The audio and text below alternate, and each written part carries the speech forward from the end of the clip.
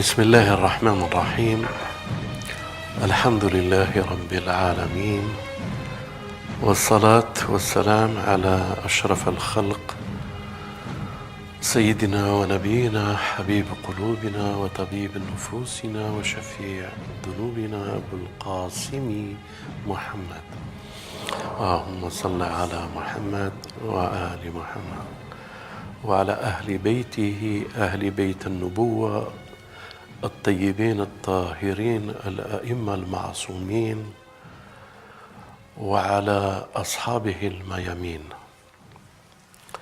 ربي اشرح لي صدري ويسر لي أمري واحلل عقدة من لساني يفقه قولي بسمك الله وعليك توكلنا. Quel est le moyen de comprendre ce que nous sommes dans le temps? Et si nous avons une référence? Et quelle est notre référence? Ensemble, les trois histoires correspondent à Ibrahim et à Uzair, nous poussent à la réflexion du temps. Et vous verrez qu'il y a dans le Coran plusieurs histoires qui nous font découvrir les perspectives du temps. Et je vais vous donner encore une. L'histoire de Khidr. Khidr, Moïse, ils se rencontrent. L'un voulant connaître la science. Si vous enlevez paramètre science, vous n'avez pas compris. Toujours mettez paramètre science parce que Dieu nous a créés pour elle. La science, c'est la connaissance, c'est l'adoration, c'est connaître la voix de Dieu. La voix de Dieu est une science. Donc nous avons Moïse et nous avons Khidr. Et dans Moïse et Khidr, il y a trois histoires. Ça, tout le monde le sait. Mais ce que les gens ne comprennent pas et qu'ils ne voient pas, ils ne peuvent pas le voir. Et les tafassirs non plus. Parce qu'ils n'ont pas cette dimension que toutes les équations appartiennent à un temps. Et que ce temps de l'équation, du temps passé, présent, futur, ils ne l'ont pas adapté à la spiritualité et à la vision dans le temps des trois temps de la spiritualité. Et c'est pour ça qu'il y a l'ange, le djinn et l'homme. Mais je reviendrai en détail là-dessus. On reste avec Khidr. L'abd salih, on ne va même pas dire Khidr, on va dire ce que le Coran il dit, l'abd salih. Qu'est-ce qu'il a? Il a 3 voyages. Et pourquoi 3 voyages? Eh bien parce que dans les 3 voyages, il y a les 3 dimensions du temps. Je vais vous le résumer en premier. Il perce une barque. Et pourquoi il perce une barque? Parce qu'il y a un roi despote qui doit venir demain, après-demain, parce qu'il prend tous les bateaux. Donc, première histoire, premier temps. L'Abd Salah sait qu'un futur très proche, un roi despote doit venir pour prendre le bateau. Et il faut qu'il perce le bateau. Mais il y a un problème. Le bateau, ses propriétaires, c'est des croyants, et qu'ils gagnent leur subsistance pour leurs enfants avec ce bateau. Donc, il faut que le temps du perçage du bateau, le roi vient 1 heure ou 2 heures ou 3 heures après, un temps court. Il ne peut pas crever le bateau 1 mois à l'avance. Parce que ses propriétaires, c'est des gens bien et qui veulent nourrir leur famille. Il ne peut pas leur faire du mal. Il veut les aider. Et les aider, c'est un temps court. Avant que le roi n'arrive, il faut qu'il perce. Allez, le roi arrive dans 1 heure, 2 heures, 3 heures. Donc c'est un temps court. Rahma pour les gens, les propriétaires du bateau. Premier temps. Deuxième temps, il tue un enfant. Deuxième temps, c'est ce temps qu'il tue un enfant, c'est pour que Dieu remplace cet enfant par un autre enfant dans quelques années. C'est-à-dire, il tue l'enfant pour que l'enfant ne grandisse pas et qu'il soit un trouble pour cette famille qui est humble, qui est dévot, qui est croyante en Dieu, qui est rapprochée de Dieu. Dieu, il les connaît et il veut les protéger, yarhamhum, et changer un enfant. Donc, Khidr tue l'enfant parce que l'enfant, il ne faut pas qu'il grandisse quelques années pour qu'il devienne dans le mal. Et d'ici quelques années, ils auront un enfant. 6 mois après que, 6 mois, quelques mois après que l'enfant est mort, Dieu leur donnera encore un enfant. Deuxième temps, qui n'est pas pareil que le premier. Troisième temps, il construit un mur. Écoutez bien. Il construit un mur, pourquoi? Parce qu'il y a un trésor pour des orphelins. Quand on demanda à Ali qu'est-ce qu'il y avait dans ce trésor, l'imam Ali, alayhi salam, il a dit que c'est une grande plaque en or et écrit dessus La ilaha illallah Muhammad Rasulallah. Allahumma salli ala Muhammad wa ali Muhammad. Donc, ce trésor ne peut être découvert que 4000, 5000 ans après, parce que 4000 ans, le prophète est venu, connu. Est-ce que vous comprenez ce que je dis? Ça veut dire que la dimension du trésor doit rester des milliers d'années pour apparaître quand apparaîtra notre prophète. 4000 ans après. Qu'est-ce que je veux dire par là? L'interrogation est la suivante. C'est quoi le temps? Pourquoi dans tous les récits, dans les gens de la caverne et dans d'autres récits, pourquoi Dieu insiste-t-il pour nous laisser une trace du temps pour que nous puissions réfléchir? Et encore beaucoup plus, nous qui croyons en l'imam al-Mahdi. Alayhi salam, Allahumma ajil farajahu al-sharif. Et que nous croyons au Messie qui doit revenir. Quelle est cette relation qu'il existe dans le temps de l'apparition, de l'occultation et de l'apparition? Pourquoi il existe un temps? Et pourquoi il y a un référentiel du passé, du présent et du futur? En somme, si je vous parlais de l'Abd Salah Khidr alayhi salam, l'Abd Salah Khidr alayhi salam, au fait, je ne sais pas si vous le saviez, il est venu voir le prophète en l'interrogeant, en lui posant des questions. Et le prophète, une fois qu'il est parti, a dit à ses compagnons, avez-vous reconnu cet homme? C'est Khidr, c'est l'Abd Salah qui est venu.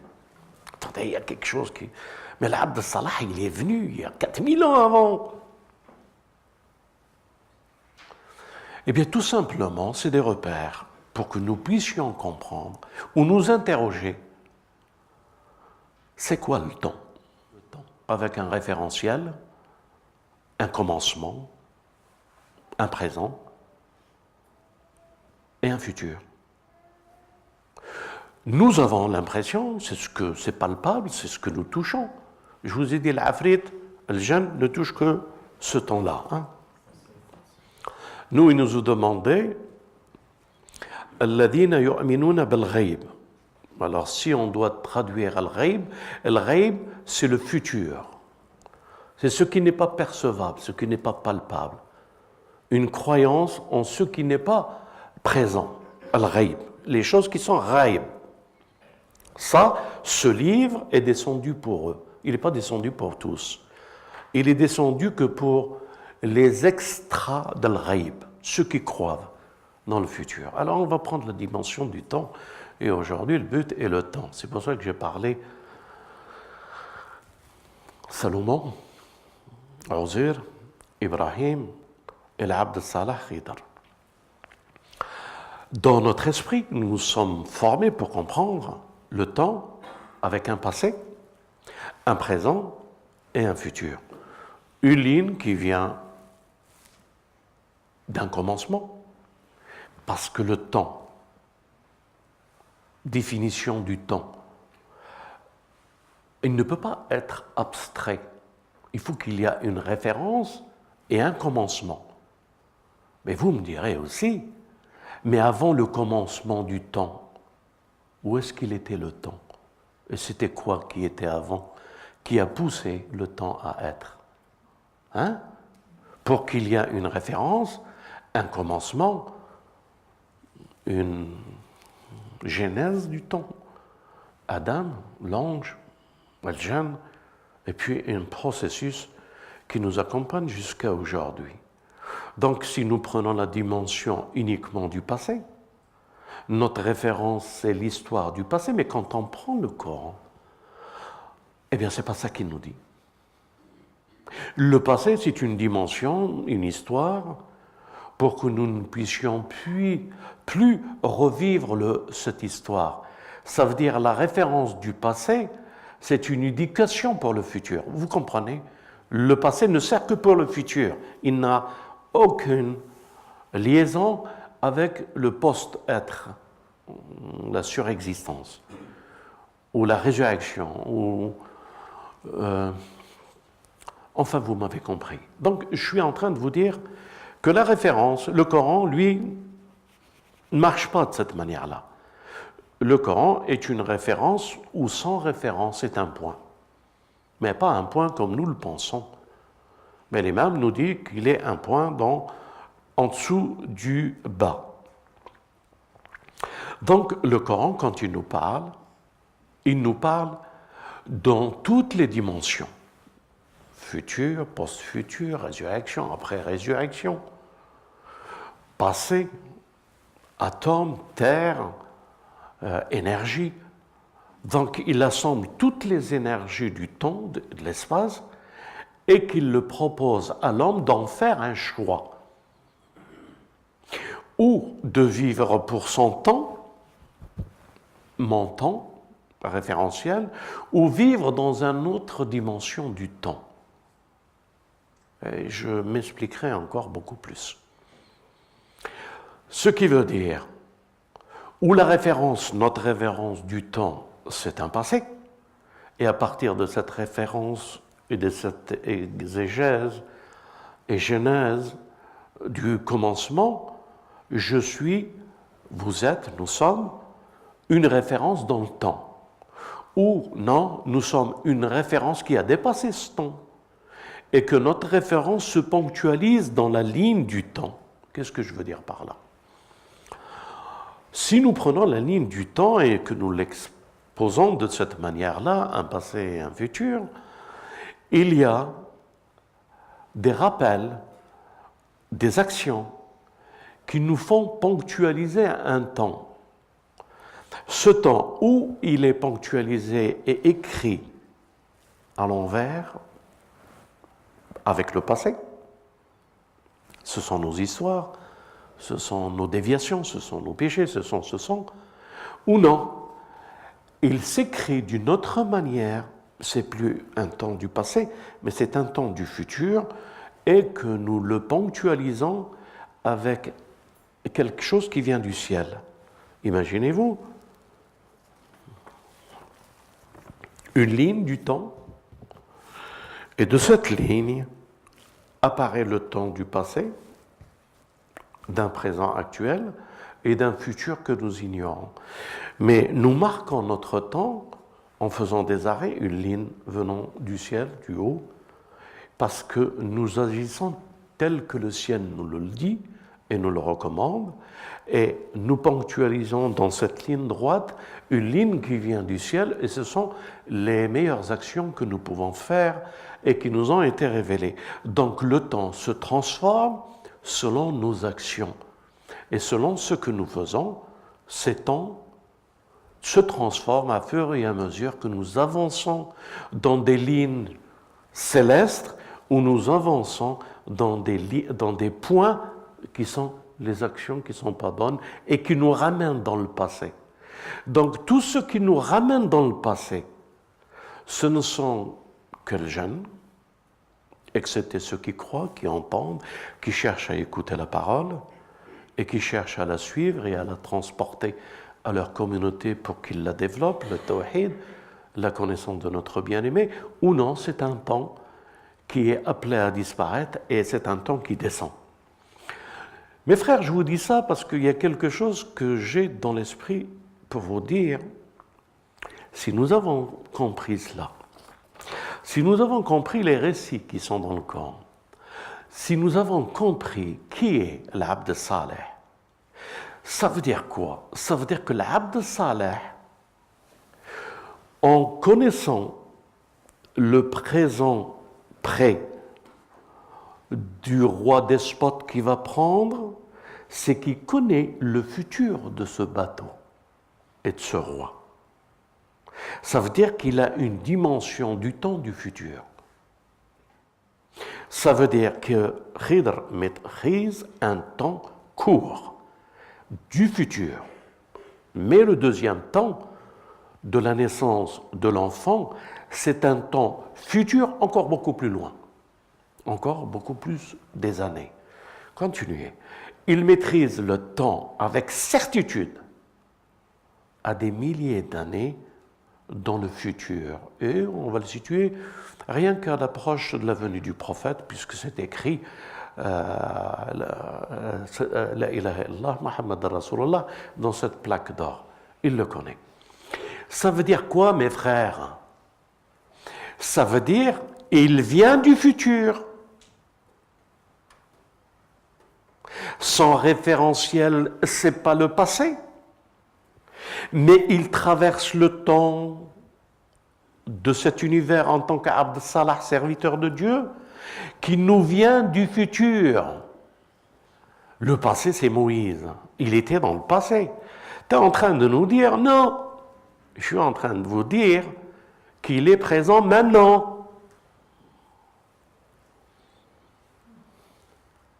Mais attends, cette histoire, elle s'est passée. Oui, elle s'est passée. Mais elle s'est passée hier ou demain. Donc nous avons un référentiel, Khidr, l'Abd Saleh. Nous avons un passé, un présent actuel et un passé. Mais pour lui, c'est quoi le présent? C'est quoi son référentiel? Est-ce qu'être un serviteur de Dieu, c'est de ne pas avoir de référence dans le temps, sortir du temps? Khidr, c'est ce qu'il a, Dieu, c'est ce qu'il est en train de nous enseigner. Vous savez qu'il y a des gens qui ont rencontré Khidr 4000 ans après l'histoire du prophète avec lui, et l'histoire de notre imam avec lui, et l'histoire, il y a des histoires, mais je ne vais pas vous le dire tout de suite, il y a des histoires contemporaines. Mais alors attends, il y a quelque chose qui ne va pas. Donc lui, il vient du passé ou il vient du futur? S'il vient du passé, c'est plus simple pour nous. Haïdar vient du passé, Moïse, puis après il est en train de courir, et il fait la flèche, et il arrive à notre temps. Ou non. Il a pris un départ dans le futur, c'est-à-dire cette plaque d'or, si l'on puisse le dire, qui se situe à notre niveau, au temps que nous connaissons d'aujourd'hui, les temps eschatologiques, et il est parti du temps eschatologique de Sahib Zaman. Et la question est toute simple, les frères et sœurs, ceux que vous nous suivez dans Internet. Khidr est-il dans notre présent? Oui. Oui. Il est sur cette terre et dans le temps présent, oui. Mais on aimerait bien qu'il nous rende visite. On aimerait bien recevoir de l'action de lui. Il faut qu'on le mérite. Il faut qu'on comprenne la dimension du Coran. Il faut qu'on étudie l'action de Dieu. Il faut qu'on cherche la piété. Il faut qu'on devienne des serviteurs. Il faut plus regarder comme la femme de l'autre derrière le passé. Parce que le passé tue. Donc la référence est devant. La vérité, elle est devant. Le monde est à l'envers. C'est dans notre esprit que le passé prend le prime pour nous. C'est Shaitan. C'est un temps du Shaitan, ça. C'est Shaitan qui a dit, et que Dieu lui a donné un temps, le temps du Shaitan. Ce n'est pas le temps des élus. Ce n'est pas le temps des imams, ce n'est pas le temps des prophètes.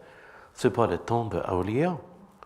Donc, Khidr, il est en train de partir de maintenant à aller dans le passé voir Moïse. Mais attends, cette histoire, elle est déjà passée. Oui, mais comment qu'elle peut être passée alors que c'est le futur qu'il est et qu'il vient du futur? Ça veut dire que notre temps est traversé. Ça veut dire que s'il y a sécurité pour nous, il l'a établi avec l'aide de Dieu. Il nous a protégés théoriquement du roi despote, des enfants qui nous détournent et des richesses qui nous sont cachées et qui doivent nous apparaître et des murs qui doivent être construits. Toute la lecture devient une nouvelle lecture du futur. C'est plus la même lecture et le même angle d'un commencement et d'un présent référentiel et d'un futur que nous ignorons alors qu'il est déjà construit, sécurisé, protégé. C'est ça la foi en alam al-ghaib, c'est ça les croyants. J'ai beaucoup de choses encore à vous dire parce que je vous pose une équation que vous devez trouver. Dans quelle dimension nous sommes et quelle croyance que nous devons avoir pour qu'elle nous ouvre des espaces, des mondes parallèles, des multivers, comme ils disent les astrophysiciens, ou des points dans les multivers, des trous. Quel passage? Qui sommes-nous? Quelle science nous croyons posséder? Dans quel temps nous l'avons? Et comment nous la vivons? Actuellement, je prends une demi-heure et je l'obtiens. La science, une demi-heure. Yahya, t'as une demi-heure. Que Dieu me pardonne. Il y a comme ça que mes enfants, mes frères, mes sœurs vont comprendre pourquoi je leur parle de cette manière-là. Imagine dans ta prière, tu demandes une demi-heure et tu l'as. Qu'est-ce que tu fais?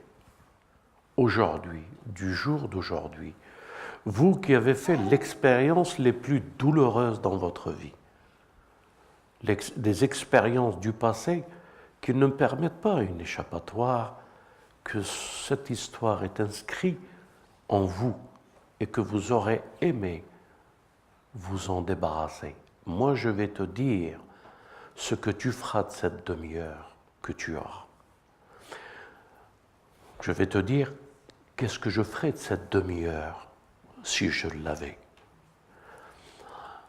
Je reviendrai une demi-heure il y a 50 ans ou 60 ans et je vais voir Yahya, enfant. Et je vais lui dire, Yahya, mon enfant, mon ami, tu ne me connais pas, mais moi je te connais. Dans ta vie, tu vas passer et traverser des mondes et des expériences douloureuses. Telle date, ne va pas à tel endroit. Telle date, ne fais pas ça. Telle date, tu vas avoir quelque chose. Ne va pas là. Telle date, ne fais pas ça. Telle date, fais pas ça. Quand on t'invite à donner, donne. Quand on t'invite à partager, partage. Voilà ce que je lui dirai pendant une demi-heure, je lui parlerai. Et je partirai sans lui dire que c'est moi qui parle à moi.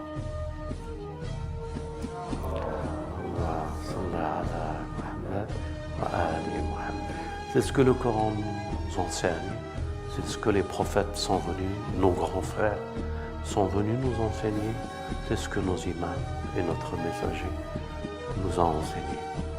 C'est nos grands frères qui sont venus nous voir pour qu'ils nous facilitent à supporter la charge et que nous ayons confiance dans le futur. Wa salatu salam ala Muhammad wa ali Muhammad.